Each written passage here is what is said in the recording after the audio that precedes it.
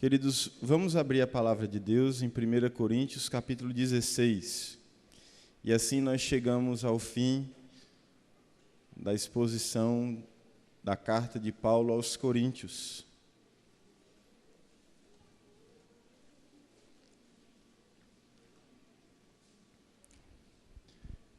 Primeira carta de Paulo aos Coríntios, no capítulo 16.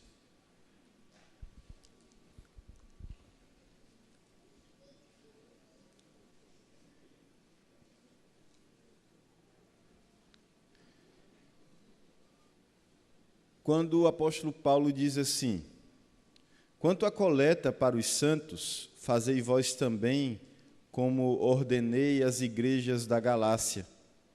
No primeiro dia da semana, cada um de vós ponha de parte em casa, conforme a sua prosperidade, e vá juntando, para que se não façam coletas quando eu for. E quando tiver chegado, enviarei com cartas para levarem as vossas dádivas a Jerusalém, aqueles que aprovardes. Se convier, que eu também vá, eles irão comigo. Irei ter convosco por ocasião da minha passagem pela Macedônia, porque devo percorrer a Macedônia. E bem pode ser que convosco me demore ou mesmo passe o inverno, para que me encaminhes nas viagens que eu tenho de fazer.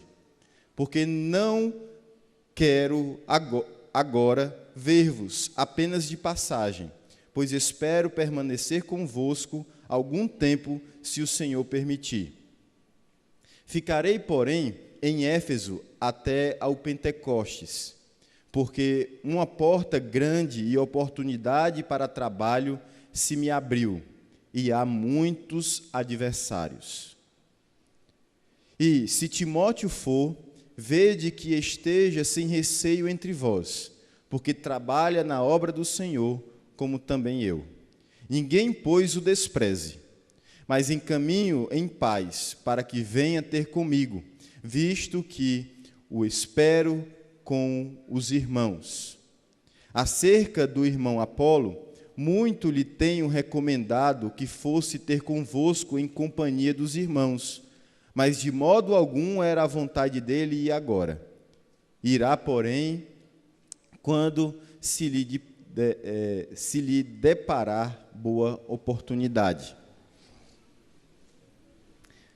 Sede vigilantes, permanecei firmes na fé, portai-vos varonilmente, fortalecei-vos, todos os vossos atos sejam feitos com amor.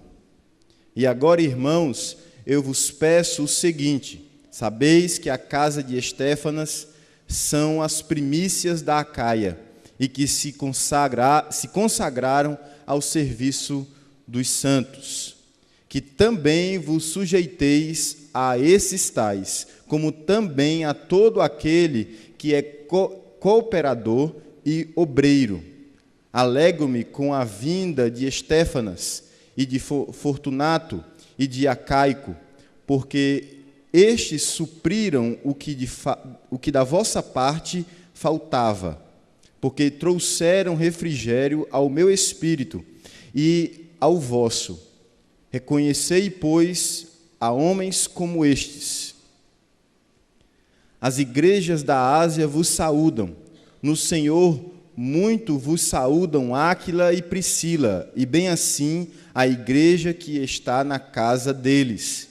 Todos os irmãos vos saúdam. Saudai-vos uns aos outros com ósculo santo. A saudação escrevo-a eu, Paulo, de próprio punho. Se alguém não ama o Senhor, seja anátema. Maranata. A graça do Senhor Jesus seja convosco. O meu amor seja com todos vós, em Cristo Jesus. Amém. Queridos, esse é um trecho que você nota claramente que ele tem uma forma e uma disposição um tanto diferente daquilo que você viu antes na carta que o apóstolo Paulo escreveu aos Coríntios. E isso se dá justamente por causa desse finalzinho, quando ele diz que escreveu de próprio punho. Você nota que há uma diferença na disposição das frases, você nota que são frases curtas e que aparentemente estão desconectadas, porque alguns estudiosos dizem que o apóstolo Paulo ele tinha um problema na vista. E ele não conseguia assim, escrever com muita habilidade como no passado, porque agora a sua vista atrapalhava. Então, ele se resumia a escrever coisas assim muito curtas, palavras muito rápidas, justamente para que não acontecesse algum mal-entendido. Então, ele precisava de uma pessoa que ficou conhecida como amanuense. É uma figura que Paulo iria, então, ditando aquilo que ele deveria ir escrevendo, e ele iria escrevendo aquelas coisas que deveriam ser registradas. Pois bem, esse texto, irmãos, é o final, são as últimas palavras do apóstolo Paulo, àquela igreja que ele exortava. Vocês notaram que ao longo de todos esses meses que nós expusemos a carta de Paulo aos Coríntios, nós sempre colocávamos como título o seguinte: a verdadeira igreja, tananã. A verdadeira igreja, tananã. Não foi assim que a gente fez? A verdadeira igreja anda unida, a verdadeira igreja crê no Evangelho, a verdadeira igreja não se divide, a verdadeira igreja não se imiscui com o pecado, com a imoralidade, não se imiscui com a falta de disciplina, né? Não se mistura, não se envolve com aqueles que não querem a disciplina, mas quer a disciplina. A verdadeira igreja, ela quer a unidade do corpo, a verdadeira igreja quer que as pessoas elas amem umas às outras na igreja, quer que o culto seja verdadeiro, que haja uma ceia organizada de acordo com a palavra de Deus, e assim nós desenvolvemos todos esses meses o princípio do que é uma verdadeira igreja. Se vocês observarem, voltarem um pouquinho lá no tempo, abra aí, por favor, 1 Coríntios capítulo 1, versículo 10. Versículo 10. Olha como Paulo ele começa falando àqueles irmãos. Rogo-vos, irmãos, pelo nome de nosso Senhor Jesus Cristo, que faleis todos a mesma coisa, e que não haja entre vós divisões, antes sejais inteiramente unidos na mesma disposição mental e no mesmo parecer. Observe que o apóstolo Paulo reconhecia que aquela igreja tinha por fundamento, os seus problemas eram fundamentalmente a divisão entre os irmãos, o não falarem a mesma língua, pessoas que pensavam coisas diferentes daquilo que deveria ser pensado, e assim trazia confusão para a igreja. Por isso, irmãos, é muito importante que a gente note que o apóstolo Paulo, para resolver todos os outros problemas, ele teve que resolver esse primeiro. Porque uma igreja que não anda em unidade, ela não consegue resolver os outros problemas que acontecem no meio dela. Eu também falei naquela oportunidade, lá no início, há tantos meses atrás, que o apóstolo Paulo, entre os versículos 1 e o 9º versículo, ele expôs a quem ele se dirigia de fato. Observe que, quando ele escreve essa carta, ele se dirige aos fiéis, aqueles que são fiéis a Deus, porque Deus é fiel. E se Ele é fiel, e se nós somos fiéis, evidentemente somos fiéis, porque Ele nos chamou para a fidelidade. Deus nos chamou para a fidelidade, e é a estes que Ele se dirigia. Por isso, o apóstolo Paulo, volte então lá para o capítulo 16, por favor. Ele finaliza a sua carta, e aqui, assim como eu enfatizei, que ele fala sobre a igreja verdadeira por toda a carta do apóstolo Paulo aos Coríntios, assim como eu fiz essa linha do tempo, eu mostrei como o apóstolo Paulo ele encara o que é uma verdadeira igreja, aqui no final você vê revelado o verdadeiro pastor. Ainda que toda a carta revele como ele era verdadeiramente um pastor para aquela igreja, aqui no final você observa que ele ainda estava preocupado com alguns detalhes que ele deveria corrigir na vida daqueles irmãos. E ele então, ele fala sobre várias coisas que não estão conectadas, mas são vários conselhos que estão relacionados àquilo que ele já falou em toda a carta dele aos Coríntios. Então, vamos para esses conselhos finais que esse verdadeiro pastor deixou para aquela igreja. Quais são as palavras finais de um pastor quando ele tem que se despedir de uma igreja, quando ele tem que deixar a palavra certa, quando ele precisa ser certeiro na palavra? Quais são as palavras que ele deixa? Observem, do versículo 1 ao versículo 4, ele vai falar justamente do que ele falou no início. O início da carta do apóstolo Paulo é falando sobre unidade, sobre não haver divisões entre os irmãos, sobre não ter disputa entre os irmãos. Por isso o apóstolo Paulo, ele recomenda aqueles irmãos que tenham uma só mente. E se nós temos uma só mente, irmãos? Se nós temos uma mesma disposição uns para com os outros, com o que nós vamos nos preocupar na vida dos nossos irmãos? Nós vamos nos preocupar que eles tenham aquilo que é necessário para a vida deles. O apóstolo Paulo diz, entre os versículos 1 e 4, que aquela igreja deveria se preparar até a chegada dele, recolhendo ofertas dentro de casa, e quando ele chegasse lá, no dia do Senhor, ele então recolheria as ofertas que estavam sendo destinadas, segundo o consentimento daqueles irmãos, aos irmãos de Jerusalém. E por que o apóstolo Paulo estava preocupado com os irmãos de Jerusalém, irmãos?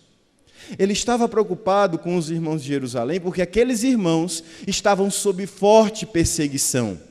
A perseguição que batia na porta dos irmãos de Jerusalém era brutal, irmãos. Eles estavam perdendo as coisas que tinham, eles estavam ficando sem os seus bens. Esses bens que eram tão importantes para a vida daqueles irmãos não eram, evidentemente, essenciais, fundamentais, não, porque Deus é que sustenta o crente. Mas você sabe o quanto é importante o seu salário, você sabe o quanto é importante os bens que você tem para trabalhar, você sabe disso. Você conquistou isso com suor, com dificuldades, com muitas coisas que verdadeiramente atrapalham as nossas vidas. Pois bem, o apóstolo Paulo, preocupado com esses irmãos, diz aos irmãos em Corinto que eles precisam da ajuda e agora passará recolhendo as ajudas que ele pediu anteriormente. Então, qual é o conselho final do apóstolo Paulo com relação àqueles irmãos? É o que ele diz lá, olha, segundo a prosperidade de cada um, versículo 2, conforme a sua prosperidade, é isso que ele fala, conforme a prosperidade que Deus deu a vocês, na medida em que Deus tem abençoado, fazendo vocês prosperarem, eles devem então coletar essas ajudas para que quando for no dia do Senhor que ele estiver entre aqueles irmãos, esses recursos sejam apanhados e levados para Jerusalém. Conselho, se nós pudéssemos resumir, qual seria o conselho dele? Ele está dizendo, não percam de vista o cuidado com o próximo. Não percam de vista o cuidado com aqueles que têm necessidade na igreja. Cuidado para que não sejam gananciosos, egoístas. Tenham cuidado com isso. Não sejam briguentos entre vocês, mas pelo contrário, pensem nas necessidades dos santos. E aqui, irmãos, observem que ele não está dizendo que é somente aos ricos, somente a eles está se dirigindo essa palavra. Não, não é somente aos ricos que está sendo dirigida essa palavra. essa palavra está sendo dirigida a todos os crentes. Por quê? Porque é conforme a prosperidade de cada um. Não é segundo um valor fixo. Isso é muito interessante, irmãos. Porque o intuito do apóstolo Paulo é que todos participem, que todos tenham uma mão assim bem habilidosa para dar, de acordo com aquilo que Deus te faz ou fazia aqueles irmãos prosperarem. O segundo conselho que o apóstolo Paulo dá àqueles irmãos é que eles demonstrem cuidado com aqueles que são cooperadores com o Evangelho, aqueles que cooperaram com o ministério do apóstolo Paulo. Então, o apóstolo Paulo, ele vai dizer, entre os versículos 5 e os versículos 12, que primeiro, ele torna conhecido o projeto que ele tem, e aqueles irmãos precisam tomar conhecimento do projeto maior que ele tem, e além desse projeto maior, eles devem tomar conhecimento que também Timóteo está envolvido neste projeto e que eles deveriam cooperar com ele e com Timóteo. Com ele, como é que ele diz? Fazendo com que ele, quando chegar lá, tenha o apoio deles. E o apoio que ele está dizendo aqui, irmãos, é o apoio financeiro mesmo. Quando o apóstolo Paulo chegasse lá em Corinto, ele iria ficar um bom tempo com eles, certamente ele iria tratar esses problemas que estavam acontecendo e também seria ajudado financeiramente para que ele então pudesse expandir a obra do Senhor. E ao mesmo tempo ele também fala que ele enviará no momento certo Timóteo. E quando ele estivesse no meio deles, ele não deveria ser desprezado pela igreja, porque ele era um cooperador da obra de Deus. Então, qual é o resumo desse conselho? O conselho último que o apóstolo Paulo dá aqui é que, além de cuidar dos pobres, aqueles irmãos deveriam ser muito diligentes em fazer a obra de Deus e apoiar aqueles que fazem a obra de Deus. Aqueles que são pregadores do Evangelho. Irmãos, verdadeiramente, todos aqueles que cooperam com o Evangelho devem ter a honra de quem coopera com o Evangelho. Em terceiro lugar, o apóstolo Paulo chega ao versículo 13 e ao versículo 14. E aqui ele dirige os seus últimos conselhos, juntamente com o finalzinho dos conselhos aqui, que ele vai ser até um pouco rígido demais, mas ele diz nos versículos 13 e 14 o seguinte: primeiro, sede vigilantes. Essa é uma ordem. Sede vigilantes. Segunda ordem, permanecei firmes na fé. Terceira ordem, portai-vos varonilmente. Quarta ordem, fortalecei-vos.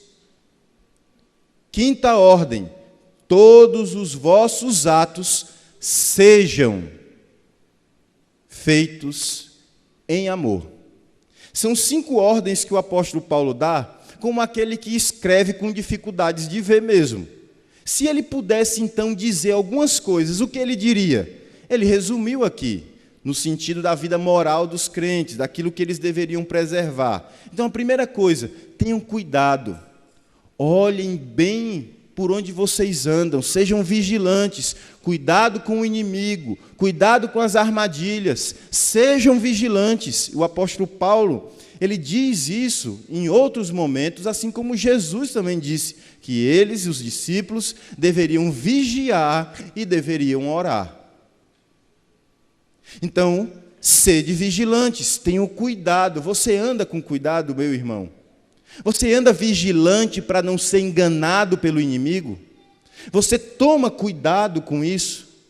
Ou você simplesmente vive e deixa a vida me levar, como diria o filósofo carioca? Deixa a vida me levar, a vida leva eu. Ou você realmente tem cuidado com as coisas que você faz? A segunda coisa que ele diz é permanecer firme na fé.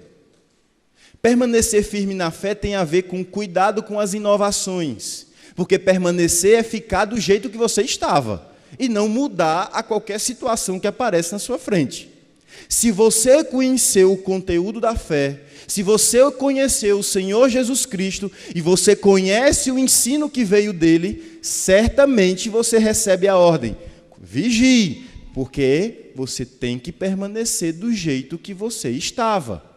Firme na fé, do jeito que eu te deixei.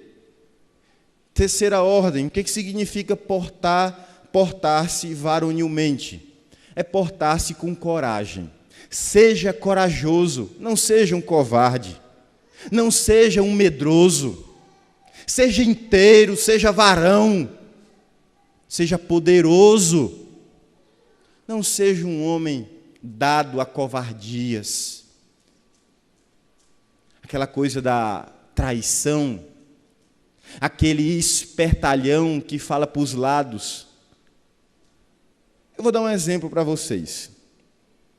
Evidentemente, uma hiena e um leão têm um exemplo para nos dar nesse sentido sobre o que é se portar varonilmente. Um leão é aquele que se posiciona e vai para a batalha e enfrenta até conquistar a sua caça. A hiena não. A hiena sabe que ela não tem o poder do leão. Ela não tem como, muitas vezes, se colocar contrária a uma presa maior. Então, o que ele faz? Ele fica correndo atrás, e ele persegue. E há relatos de hienas que perseguem até por 2 dias uma presa que está ferida e que ele sabe que vai cair e depois vai poder devorar vivo. Assim são os covardes. Eles cercam. Você nunca sabe quem ele é direito, mas na hora que ele tem para dar um bote, ele dá um bote. O varão inteiro, o varão de Deus, o varão que anda na presença de Deus, todo mundo sabe como ele se porta. Hoje nós vivemos numa sociedade em que melhor é ser politicamente correto. Nós vivemos dentro de uma sociedade onde as pessoas elas são disfarçadas naquilo que, ao gosto do freguês, está se pedindo naquela hora. Não, crentes se portam varonilmente. A quarta ordem que ele dá é que aqueles crentes deveriam ser fortes. E isso tem a ver, evidentemente, com a terceira ordem que ele dá. Fortalecei-vos, sejam fortes, mas naquele que é forte, procurem o Senhor. Ele é a força da nossa esperança. Ele é a segurança que nós temos em qualquer situação. E aquele irmão, o apóstolo Paulo, tão sábio como era da parte de Deus, ele sabia que a igreja passaria por dificuldades. Ele sabe que a igreja passa por vendavais, a igreja passa por coisas muito difíceis, irmãos. E qual é, então, a ordem dele, no caso, o conselho dele? Sejam fortes, fortalecei-vos naquele que fortalece. Evidentemente que ele está se referindo a Deus. E, em último lugar, ele diz que todas as coisas deveriam ser feitas pelos irmãos em amor. E isso, irmãos, se nós vivêssemos verdadeiramente em amor, nós não viveríamos em falsidade, em falatórios inúteis. Nós nos dedicaríamos à palavra de Deus, porque o próprio Deus disse: se nós amamos ao Senhor, nós guardamos os seus mandamentos, mas nós nos escondemos. Porque, queridos, a palavra de Deus, ela coloca como contrário ao amor a falsidade. A Bíblia coloca ao contrário do amor o ódio, a ira, o rancor, a falta de perdão. Isso é não fazer todas as coisas em amor. Fazer todas as coisas em amor é tudo aquilo que você vai fazer. Primeiramente, você pensa no amor que você tem que ter por Deus. E segundo, o que eu devo ao meu irmão? E a Bíblia diz o que você deve ao seu irmão. E a única coisa que você tem que dever a ele, o amor. Você tem que ter bondade, então, para com ele. Você tem que preservar a vida dele.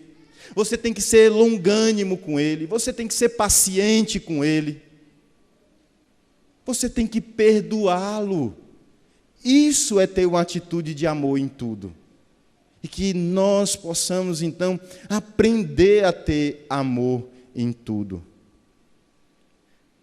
O quarto exemplo que o apóstolo Paulo vai dar é quando ele fala sobre esses 3 homens que estão no versículo 17.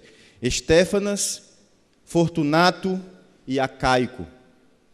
O que ele diz a respeito desses 3 irmãos? Ele diz que esses 3 irmãos, eles são as primícias do evangelho na região onde eles viviam. Eles eram cooperadores e obreiros de Deus, se dedicaram ao evangelho, bem como a sua família se dedicou ao evangelho. Por isso, que esses homens sejam então atendidos pela igreja. As pessoas, irmãos, e isso muitas vezes é colocado como o contrário, eu não sei como, mas quanto mais experiente na fé, quanto mais tempo de igreja, quanto mais vezes esteve no meio do povo de Deus por toda a sua vida, mais a sua vida deve refletir justamente a verdade, o amor, o zelo pela obra de Deus, o engajamento com a obra de Deus e não o contrário. As pessoas, pelo menos pelo que a gente muitas vezes vê, quanto mais tempo elas vão para a igreja, parece que mais elas esfriam, mais elas ficam distantes, mais elas ficam indiferentes. Como pode? Ora, irmãos, se nós estamos nos aproximando do nosso Deus, como nós podemos ser indiferentes? Por isso, reconhecei. Olha a ordem que o versículo 18 diz: reconhecei, pois, a homens como estes. Qual é o conselho, resumidamente, do apóstolo Paulo, entre os versículos 15 e 16? Aprendam a reconhecer o que é bom.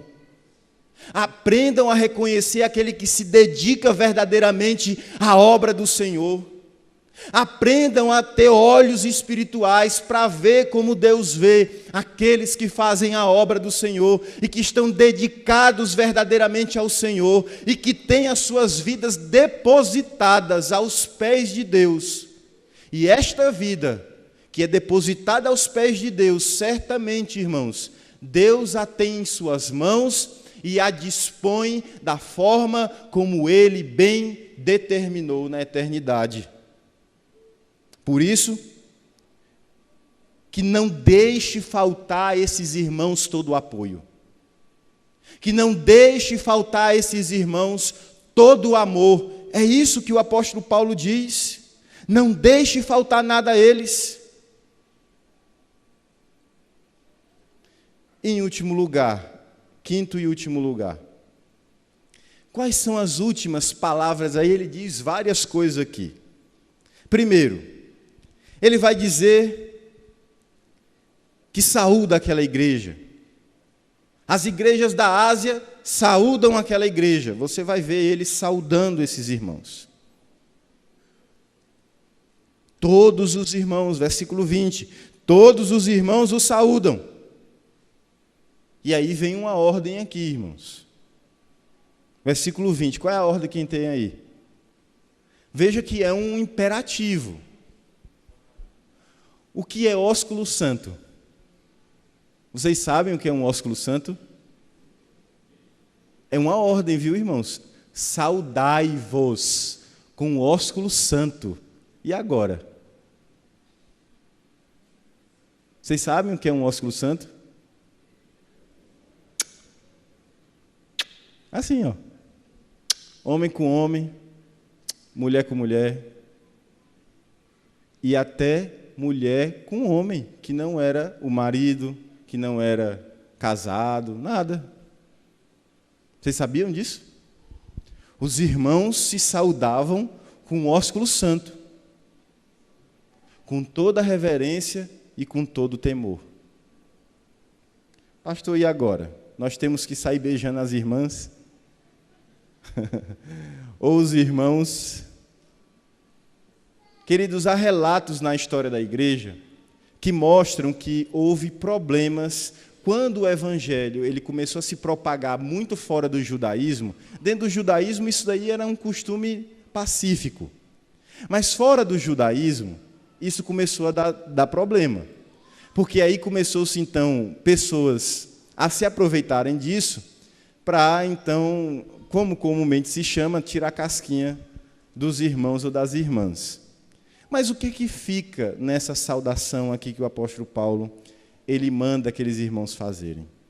É que deveria haver realmente amor sem fingimento entre os irmãos, a ponto de se dar tal intimidade, de um beijo, um selinho um no outro, que haja um amor sem fingimentos, aberto, sem compartimentos onde você esconde coisas contra aqueles irmãos e quando você tem a oportunidade você se levanta contra eles. Ele também vai dizer no versículo 22 o seguinte: se alguém não ama o Senhor, seja anátema.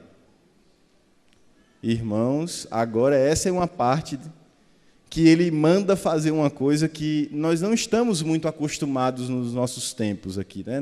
Nos nossos dias.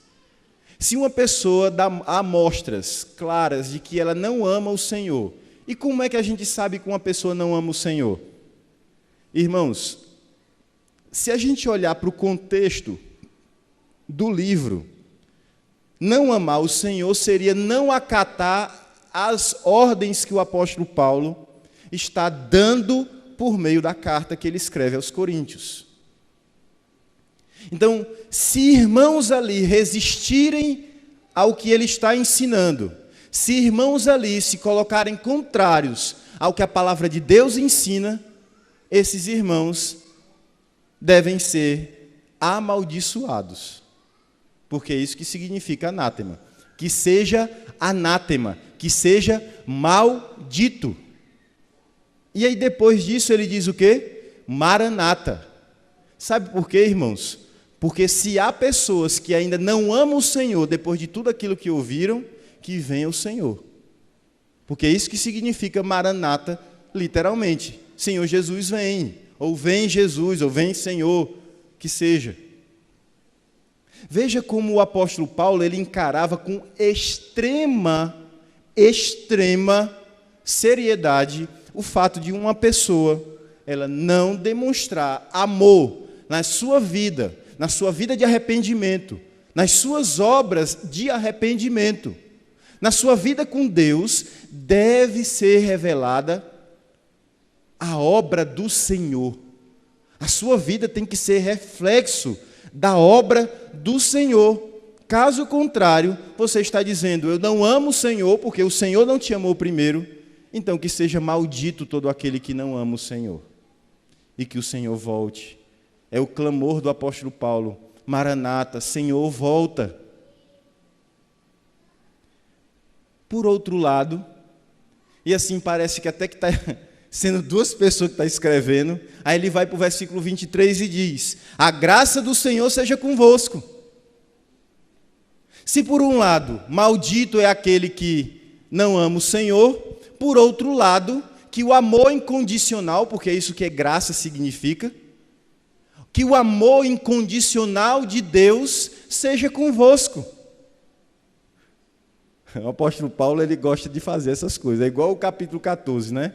Ele diz que é sinal de maldição falar em uma língua que ninguém entende no culto, mas aí lá no final ele diz, fala em línguas pessoalmente. É como se ele tivesse assim, usa isso daí que é instrumento de maldição para você. Irmãos, evidentemente o que o apóstolo Paulo aqui está dizendo é que aqueles irmãos verdadeiramente só poderão amar o Senhor se a graça do Senhor for com eles. A graça do Senhor sendo com a sua vida, você amará o Senhor. Se a graça do Senhor não for com você, você não amará o Senhor. Porque Ele é que nos ama primeiro. E ele termina a sua carta.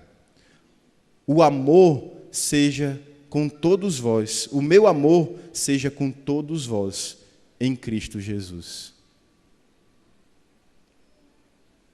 Irmãos, como nós poderíamos resumir isso aqui que o apóstolo Paulo disse entre o versículo 19 e o versículo 24? É simples. O amor de Deus é derramado sobre os homens. Todos aqueles que são alvo do amor de Deus amam a Deus e não são malditos. Amem o Senhor. Amem ao Senhor e você aprenderá a amar todos os outros irmãos. E você aprenderá a cuidar dos pobres. E você aprenderá a cooperar com a obra que o apóstolo Paulo tinha para fazer. Você, amando ao Senhor, vai amar Timóteo e não vai desprezá-lo quando ele chegar aqui, ou quando ele chegou ali, no caso, em Corinto. Se vocês amarem o Senhor, vocês vão pegar Estéfanas, Fortunato, Acaico, e vão dizer, sentem nos melhores lugares. Vocês vão reconhecer os verdadeiros obreiros de Deus. Que Deus abençoe a nossa igreja, para que ela possa desfrutar desse amor, irmãos. Que o amor do Senhor possa estar no seu coração, para que você viva para Deus e para o irmão. Para a glória de Deus. Amém.